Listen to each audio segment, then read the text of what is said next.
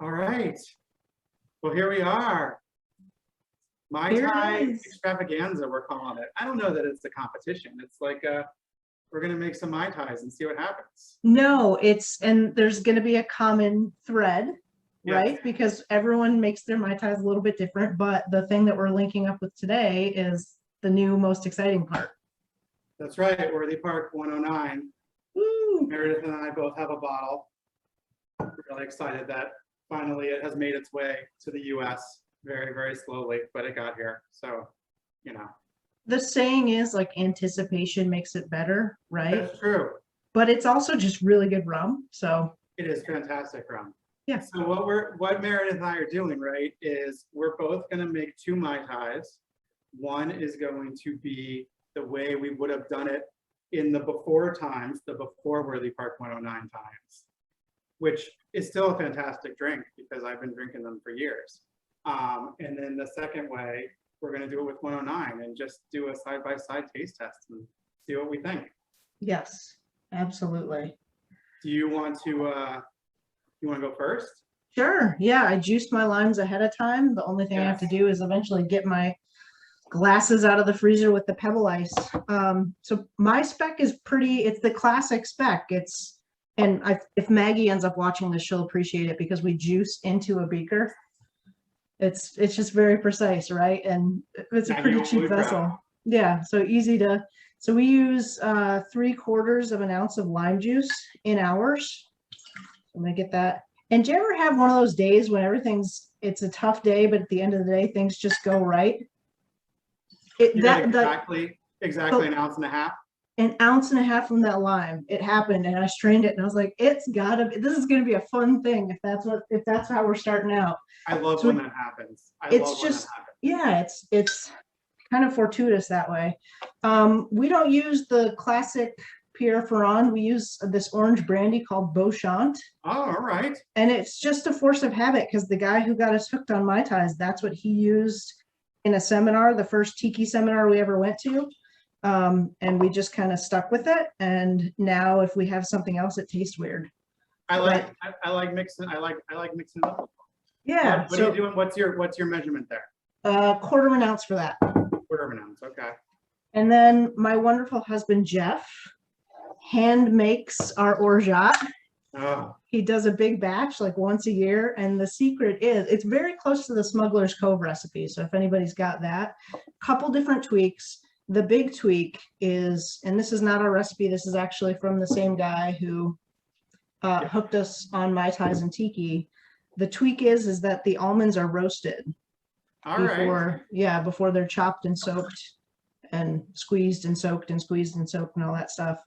And I know a lot of, go ahead. It's the one thing I haven't done, and I have no good reason why. I just haven't done it.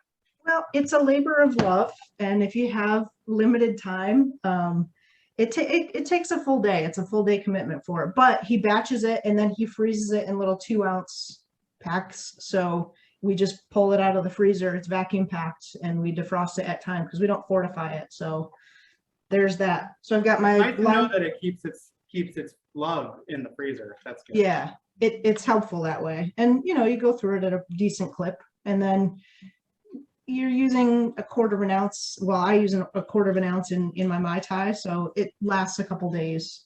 And then my old version was Denizen Merchant Reserve. We a couple years ago we ordered this into town here. Nobody was stocking it, and we started asking for it. And now I'm glad that a lot of different stores have it in town because, well, until now it's always been our go-to Mai Tai rum.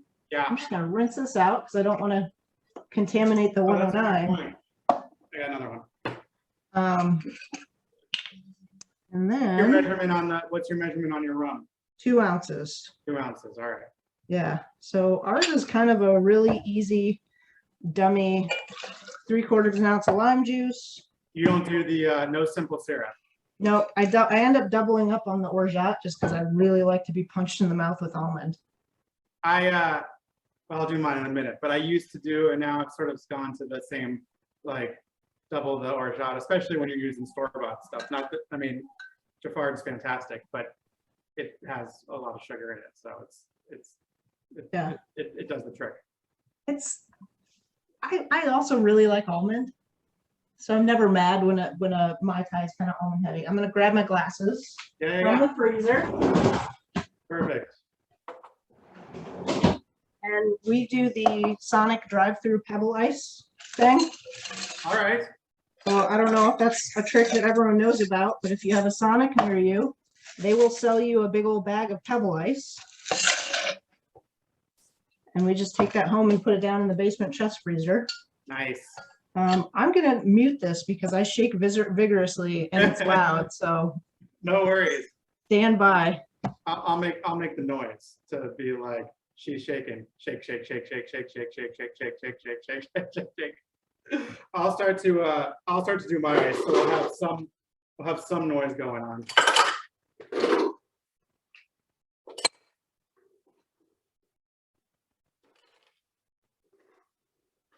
I know because I've talked to Meredith before. She does an open pour or a dirty pour, or what else can we call it? A lazy pour. So she just does the shake and puts it right in the glass. Love it.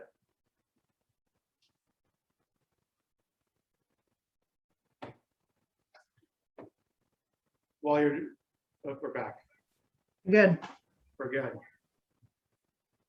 You're dressing it up. There we go. Limes upside down. Good. And then because Travis isn't nearby, Oh man, that's we have to grow our own mint. I can't grow my own mint. You know, I just can't. Like, I wish I could. You know whose mint I need an update on? Because he talked about it in a Florida Rum Society Zoom, and he talked about it on his podcast. I need an update on John Gulla's mint patch. Yeah, we'll have to ask John for a mint update. Yeah. All right, I'm gonna get going while so yours don't just sit too long. So I juiced my lime earlier too, and I do a standard. I think it's pretty standard Smuggler's Cove, sort of 3/4 of an ounce of lime. I did more than one lime, so I didn't have the magic. And then I use Giffard, which is from France, which I find to be very delightful, and it keeps for a long time, and it comes in a super big bottle. So nice. I know everyone uses a little different, but I have, like I said, started to forego the simple and just do a 1/2 ounce of the Orgeat. Nice. And then I use our friend Pierre, 1/2 ounce there. Good old Father Ferrand. I mean, it's tried and true. It's been around forever. Yeah. But I'm not opposed to switching it up every so often. Won't lie. Yeah, and I know some people swear by using like the rum jam, orange, and the Clement Creole. I have the Clement before, which is good too. Yeah. The one of my local favorite bars at Strongwater, which is at Universal, they use that. Which is, nice. Which is fun. Yeah. So I'm a Jamaican purist, which there's no secret if people know me that I love Jamaican. So up until recently, I go Appleton 12, which is obviously fantastic and probably a little older than you would need for this drink, but you know what? You only live once. It's okay to be a little extra with your Mai Tai. I mean, Vic did 17-year Jamaica, so I feel like 12 is young comparatively. It is. And then we will do, I do 2 ounces of my rum, and then we'll do the Worthy Park over here.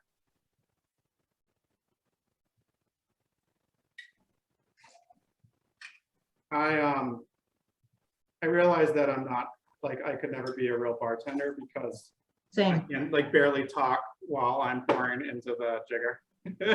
Well, and I don't know if you saw, but my first tin was sealed so well I couldn't crack it. I'm like, not now, please, not now. Just please, come on. Can edit it in post. All right, so we're gonna give it a little shake. I'll mute too, so that you don't have to hear. Oh, we All like right. the shaking sound. We'll do a little. Yeah. Nice.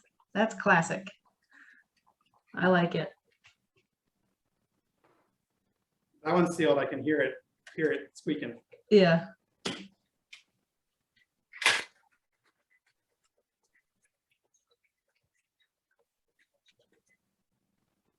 And then I know I actually have the GE nugget ice machine, Ooh. which was a Christmas present from my wife last Christmas, and it's maybe one of the best Christmas presents I've ever gotten in my life.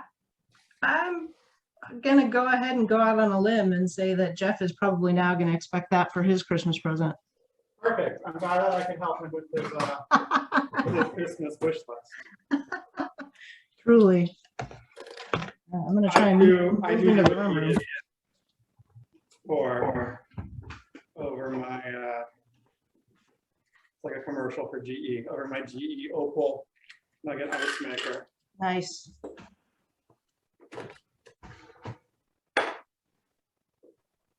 We have some friends, some local friends who have an Opal ice maker, and when we go over to their house for cocktails, it's just sublime.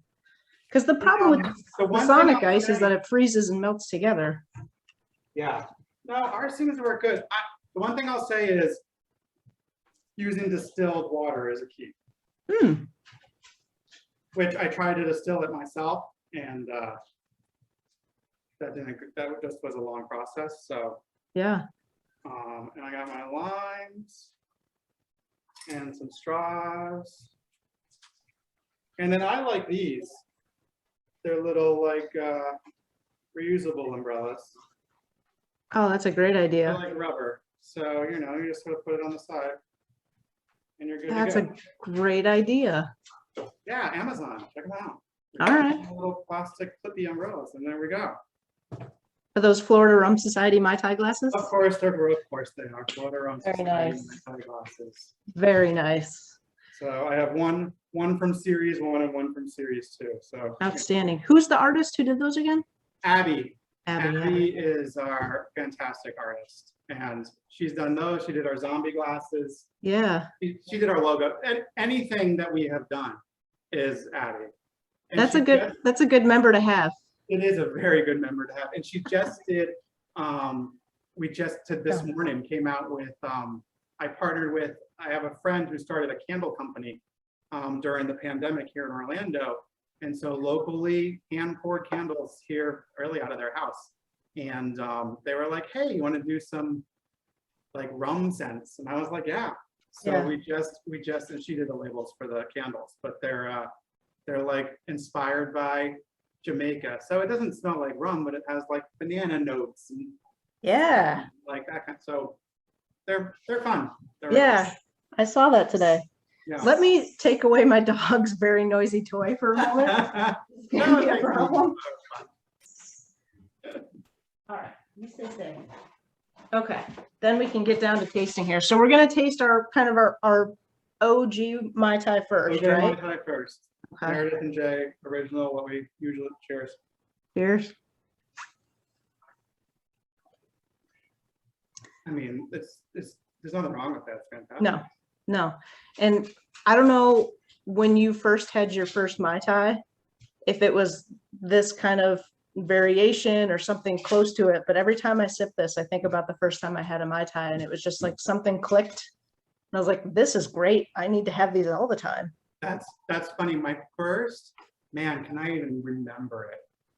I don't know. It was not my first, but I remember a really, really great one. Yeah. Because Kevin Barry was my bartender at the Three Dots. It was at the time, I didn't even know who he was until we started to talk. I was like, there's something, and he used Appleton 12, which is probably where I got that from. But that was a fantastic, and that was a great memory. So same sort of thing. When I get that, I get that kind of feel. So yeah. Three Dots, love it. Yeah, it was the same for us when we had. I mean, this specific recipe with that rum, everything we just showed you, that Orgeat recipe, and it just kind of flip the switch. And I mean, well, that's the problem. That was the first Mai Tai we ever had. So everything kind of stacks up to that now. There's a high bar. I get it. Yeah. So Worthy Park 109. All right. Yeah, let's give it a go. So this is not your first time trying? This is my first time having a Mai Tai with 109. Oh, all right. Yeah. All right. Here we go. So you're going to get a real world reaction.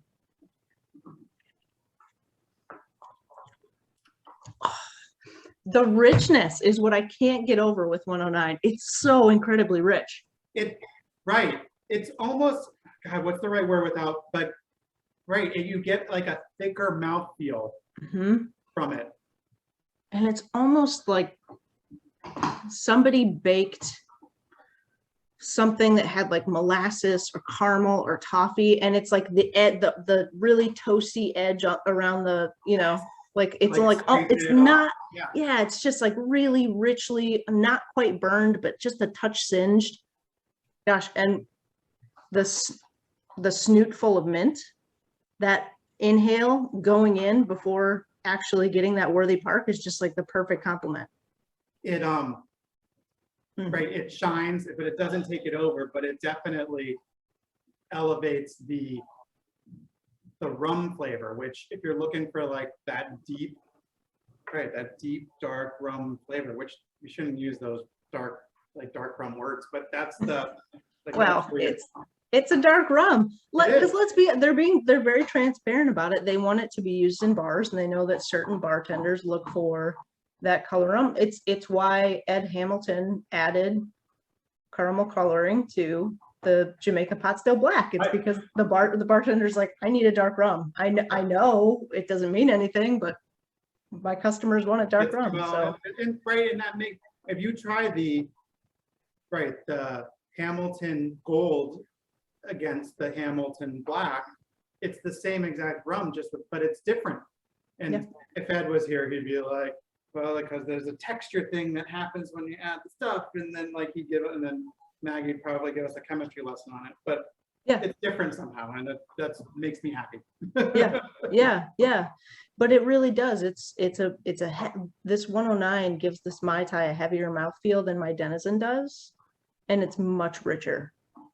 So I mean, I'm tempted to play around with it, you know, to sub it in. Maybe I would think is there some sort of cane juice distillate? I could put it like a dash in there to give that, or even some Grand Arome, because I know that's the aspect in the Denizen that I'm familiar with too.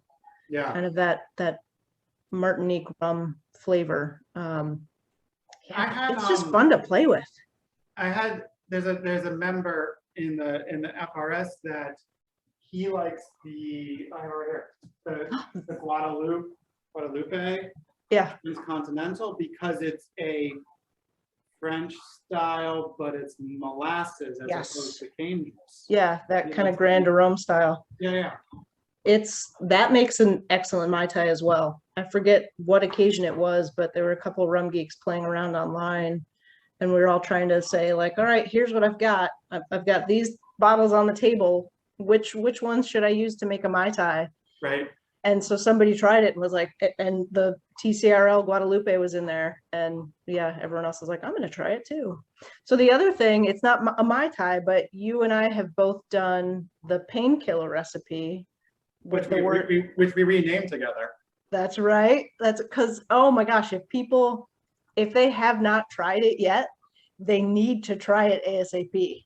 Yeah, and it's just, I mean, it's the regular painkiller. Like I didn't change anything about the recipe except I subbed out the official painkiller rum and subbed in Worthy Park 109, and it's not dramatically different, right? But I feel like I like we call it the Worthy Parkness. I like that tone of funk.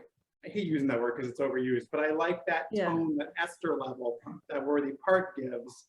And I get more of that in we're calling it now the coconut and cane, or the cane and coconut. What did we decide? The coconut and cane. Coconut and cane.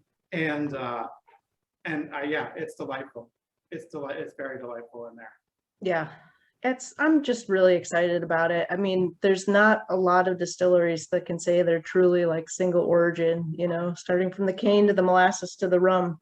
So anytime I mean, obviously agricole, you could say that, but as far as molasses-based rums, it's hard to come by these days. Yeah. So yeah, I'm excited. I've been taking it around town and try before. Full disclosure, my bottle came from Denmark because I'm impatient. Well, because it hasn't hit New York yet. California, because I just couldn't wait any longer for it. Yeah. To get from, So I've been taking it around town to a couple places, just pouring it for people, and there are a couple bartenders so far have fallen in love with it. So it's just, I mean, I don't know what it's going to retail for down in Florida, but it's going to be a really affordable rum for right. folks to be. I'm thinking, right, if California is the sort of benchmark at the moment, it's between 20 and 30 bucks a bottle, which is, quite frankly, that's cheaper or on the same price as rum bar overproof. Yeah. So yeah. And when I'm feeling extra fun, I do 1.5, and then I throw a half an ounce of rum bar overproof in there as well. I'm gonna have to try that. Which this is sort of like now I have it all in one bottle. Yeah, that's right. You've made it all set there. Yeah. Yeah.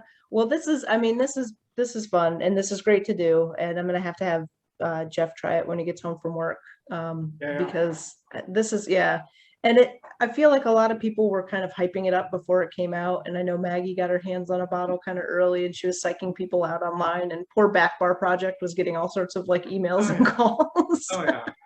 Right. Customs and shipping and all kinds, right? But, but Maggie was even making like banana bread with it and stuff. So I feel like I was incredibly jealous of all kinds of things, drinks, food, everything. Yeah. But we're lucky in rum, and we're lucky to have distilleries that are willing to bring stuff like this to market. And I'm lucky to know you guys at the Florida Rum Society, because you get all the cool stuff first, it seems. You got the Gemini barrels coming. Gemini barrels they're coming. I mean, it's not just me. As we record this, they are somewhere on a truck between California and Florida. Well, let me tell you what, a lot of rum geeks out there who aren't affiliated with the Florida Rum Society are like drooling, just waiting for them to hit, because WPM is something special. First of all, it really is.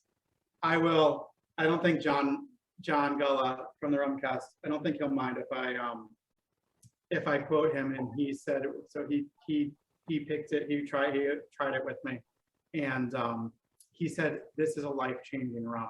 Yeah. I was like, yeah, this is like a different level, because right up until, I think there's been another bottling since, but the Habitation Bellier from 2006, and it was only a Europe release.